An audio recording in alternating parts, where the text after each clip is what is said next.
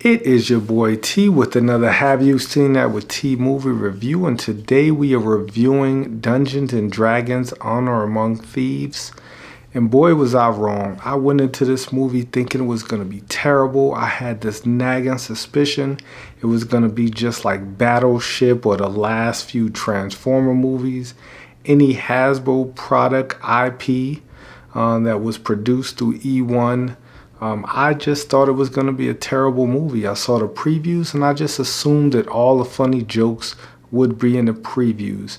But what I didn't know was that this was going to be a fantastic movie. I had a wonderful time in the theater watching this movie. So did everyone in the theater. It was played for laughs, right? It wasn't a very serious movie like the first Dungeons and Dragons movie that came out about 10 years ago, starring Jeremy Irons. This one starred Chris Pine, Michelle Rodriguez, Hugh Grant, to name a few, and the guy from Bridgerton, I really don't know his name, but he was one of the people in the movies. Justice Smith, he was another great character in the movie, playing a sorcerer with self-esteem issues. But like this ragtag bunch of thieves come together to pull a heist. And there's a lot of magic involved. There's some dragons involved, and there's just a lot of heart in this movie. I enjoyed it thoroughly. I did not think I would.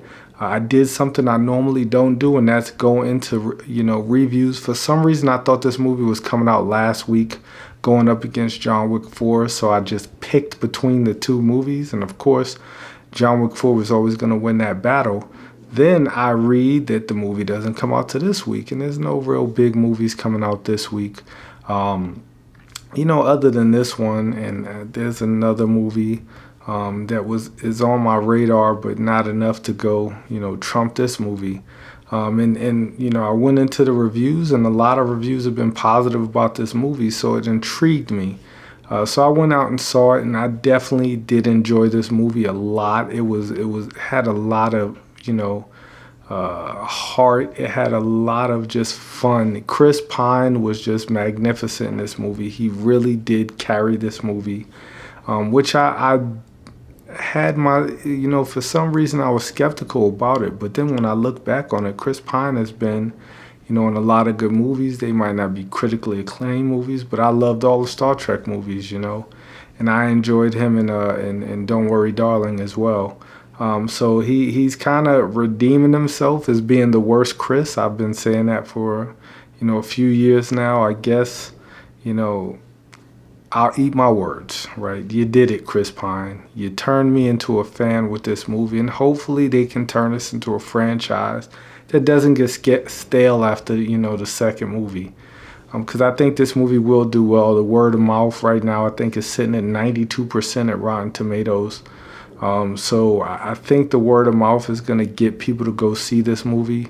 But I just hope it doesn't lose its heart and spirit and humor, when it gets bigger. If it makes money, of course, they're going to make a sequel.